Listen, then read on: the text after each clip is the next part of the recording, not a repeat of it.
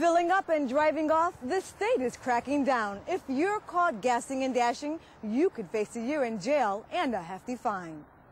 Property taxes are out of control, and apparently so are some angry homeowners. The county assessor received threatening phone calls. One message said if taxes aren't lowered, she'd be shot. After a 4-year skid, McDonald's is back. Healthier meals, better marketing and management have things cooking again. 3 boys, 6, 7, and 8 years old, strip searched at a local recreational center. Officials at the center have taken action, but angry parents say it's too little, too late. The Martin Luther King Recreational Center has always been considered a safe haven for children, the last place where their rights would be violated. But according to these parents and guardians, 3 boys told them they were forced into a strip search. One boy told his grandfather he was terrified. Patted down first, and then we went into the washroom. They took us into the washroom and made us take our clothes off.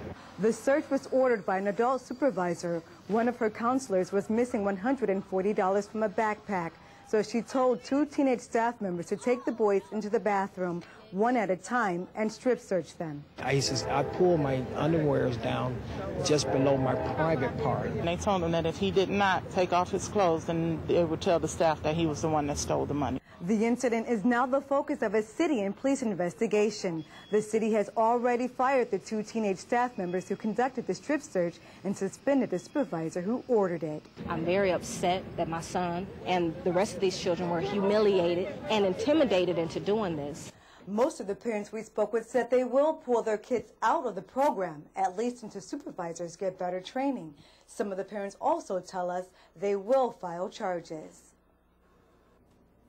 This was no prank. Someone deliberately trying to cause injury or even death by triggering a metro derailment. Investigators say a domestic dispute may have led to the tampering with the tracks.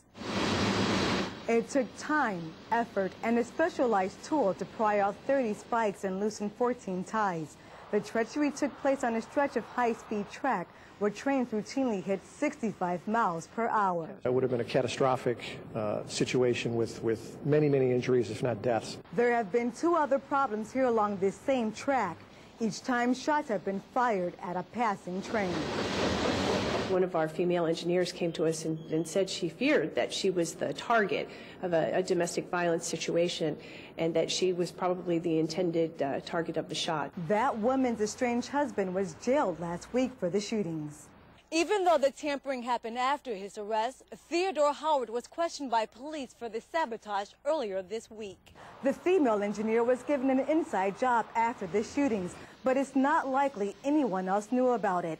Meanwhile, Metro and police have increased inspections and patrols in an effort to guarantee the safety of the 20,000 riders who make round trips on these lines every workday. Both frontrunners for their party's presidential nominations made stops in Chicago. Rudy Giuliani took exception to what he calls the Hillary baby bond. Hillary Clinton suggested giving $5,000 bonds to newborns. Giuliani says with 4 million babies born every year, the measure would wreck the U.S. economy. Senator Clinton responded before speaking at 2 fundraisers, which will raise nearly $1 million for her campaign. She says she was throwing out an idea, and if it were a campaign promise, she would have outlined exactly how the policy would have been funded. And fellow candidate Barack Obama is doing damage control well before the first presidential test. Obama says he's not worried about recent national polls showing him trailing Senator Clinton by a wide margin.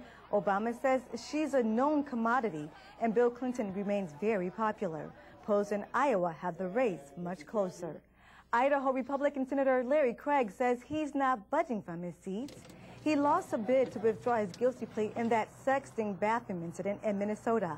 Party leaders wanted him to resign to avoid any embarrassment going into the 2008 elections, but Craig says he will finish out his Senate term and then retire. You're looking at just released video of a controversial airport confrontation.